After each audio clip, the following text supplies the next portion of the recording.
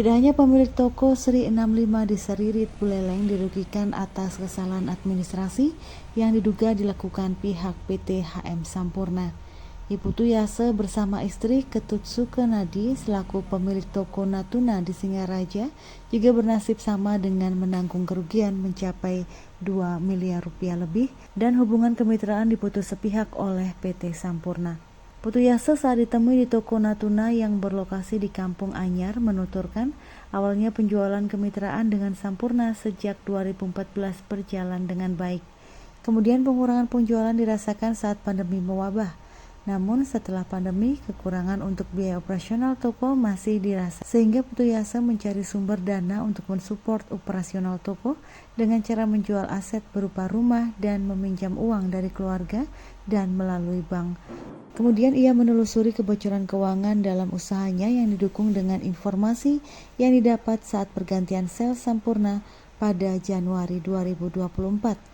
Sehingga diketahui adanya nota order yang berbeda dibuat oleh sales sebelumnya, di mana jumlah rokok yang diterima dibayarkan kepada sales tersebut tidaklah sama, sehingga dilakukan rekapan dari tahun 2022 hingga Januari 2024 dan terbukti adanya selisih kurang yang merugikan mencapai 2.356.523.360 rupiah.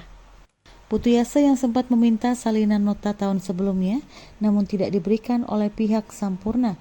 Justru nota order Putu Yase diminta pihak Sampurna untuk direkap dan benar terjadi adanya selisih barang yang dibayarkan di tiap minggunya. Putu Yase kerap melakukan komunikasi dengan pihak Sampurna namun tidak mendapatkan hasil apapun.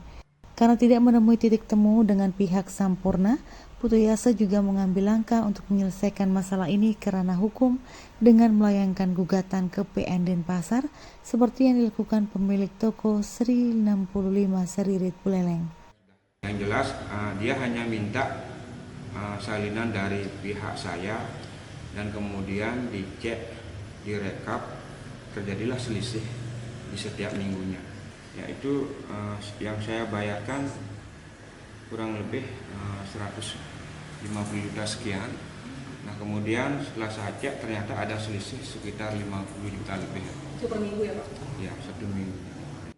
Kuasa hukum Putu Yase dari Satu Pintu Solusi, Saud Susanto menyampaikan, gugatan ini dilayangkan berdasarkan fakta lapangan dengan adanya indikasi perbuatan melawan hukum yang dilakukan oleh PT HM Sampurna Tbk. Perbuatan melawan hukum itu dibuktikan dengan nilai yang dibayarkan tidaklah sama dengan jumlah barang yang diterima. Kemudian adanya selisih barang tersebut disesuaikan juga dengan catatan yang diakui oleh pihak Sampurna. Kemudian mediasi yang dilakukan dengan Sampurna sebelumnya tidak menemui kesepakatan karena pihak Sampurna menganggap semua telah berjalan sesuai dengan SOP. Namun faktanya, sesuai data yang diberikan Putu Yase, adanya selisih tiap minggunya rata-rata sekitar 25 juta rupiah.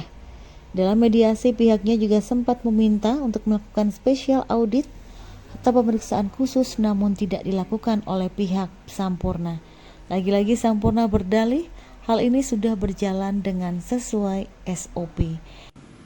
Sekali lagi PT HM Sampurna sebagai sebuah entitas bisnis, sebagai perseroan yang terdaftar di Bursa Efek tidak mengakui adanya kerugian berdasarkan data yang mereka punya. Lah betul memang bahwa kerugian itu adanya di prinsipal kami, yaitu toko Kajeng yang dimiliki oleh Pak Putu Yase atau Ibu Sukenadi.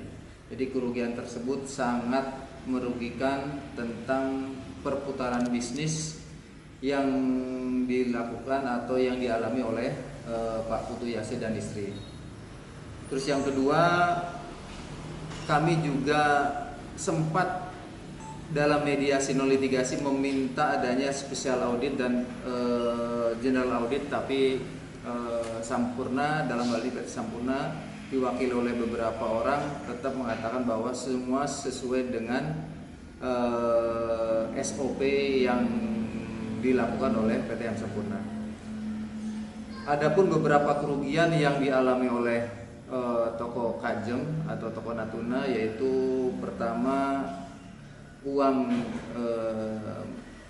kerugian material itu senilai hampir 2,3 miliar. Yang kedua diputusnya kemitraan atau dalam hal ini sebagai wholesaler.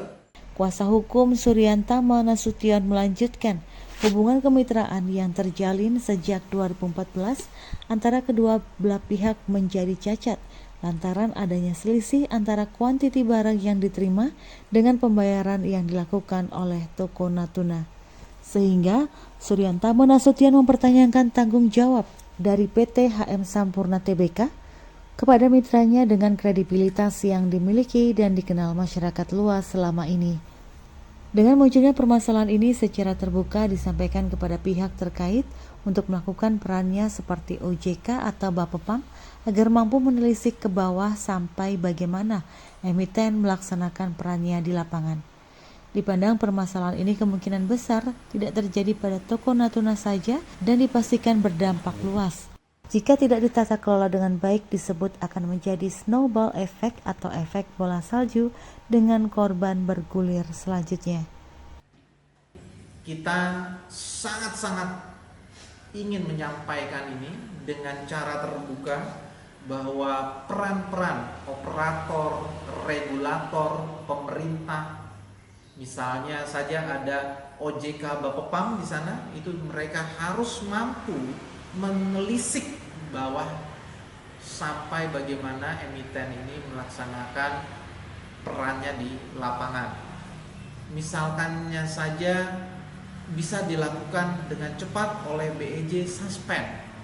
Sekali lagi, PT Sampurna dimiliki sebagian besar oleh perusahaan asing, Philip Morris, yang tentunya janganlah kita, ini orang-orang kita sendiri di negara kita sendiri justru jadi korban dari, sekali lagi, tidak lebih tidak kurang dari sebuah proses bisnis yang cenderung malah membuat kita warga negara Indonesia kehilangan kesempatan. Pertanyaan berikutnya, apakah ini penjajahan ekonomi dengan versi yang baru? Apakah ini yang dilakukan? Di mana operator kita? Di mana regulator kita? Di mana pemerintah saat ini? Mana pengayoman kepada kita sebagai warga negara Indonesia?